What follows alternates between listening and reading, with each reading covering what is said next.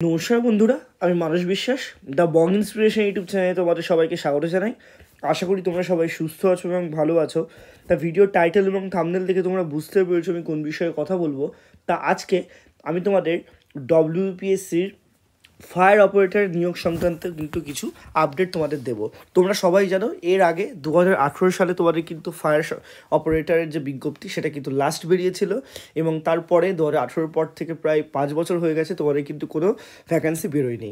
তা তোমাদের কত কী ভ্যাকান্সি বেরোতে চলেছে এবং কত কী ভ্যাকান্সি অ্যাপ্রুভ হয়েছে সেটা আমি তোমাদের কিন্তু বলবো। তা ভিডিওটা শুরু করার আগে একটা কথাই বলবো, যারা যারা আমার এই চ্যানেলে নতুন তোমরা অবশ্যই চ্যানেলটি সাবস্ক্রাইব করে পাশের বেল আইকনটি ক্লিক করে রাখো, এরকম অথেন্টিক আপডেট তোমরা কিন্তু পাবে।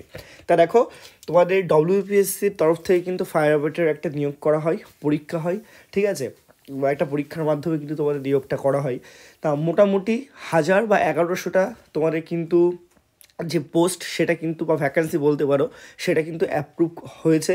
এবং ডব্লিউপিএসসি কটা ভ্যাকান্সি বার করে সেটা কিন্তু তোমরা ক্রমশ জানতে পারবে, সেটা আমি তোমাদেরকে জানাবো। তা কবে থেকে তোমাদের এই ভ্যাকান্সিটা বেরোবে সেটা আমি তোমাদের জাস্ট একবার বলে দিই। তা তোমাদের এই যে ভ্যাকান্সিটা সেই ভ্যাকান্সিটা বেরোতে মোটামুটি মার্চের পর কিন্তু বেরোবে, অর্থাৎ ফেব্রুয়ারির পর কিন্তু বেরোবে। মার্চের সময় তোমাদের কিন্তু এই ভ্যাকান্সিটা বেরোনোর সম্ভাবনা সব থেকে বেশি। আমি আবারও বলছি, 1000টা মতো ভ্যাকান্সি তোমাদের হয়তো বেরোতে পারে, তার থেকে হয় 50 কম নাহলে 50 বেশি, এরকমের মধ্যেই কিন্তু থাকবে। তা ভালো করে তোমরা প্রিপারেশন নাও। যারা যারা ফায়ার অপারেটরের জন্য তোমরা প্রস্তুতি করতে চাও, অনেকে জিজ্ঞাসা করো মাঝে মাঝে যে ফায়ার অপারেটরের বিজ্ঞপ্তি কবে বেরোবে, তাদের জন্য। তা সবাই সুস্থ থেকো, ভালো থেকো, আরও অনেক আপডেট তোমাদেরকে আমি দিচ্ছি। তা তোমরা কিন্তু ভিডিওগুলো ভালোভাবে দেখবে। ধন্যবাদ।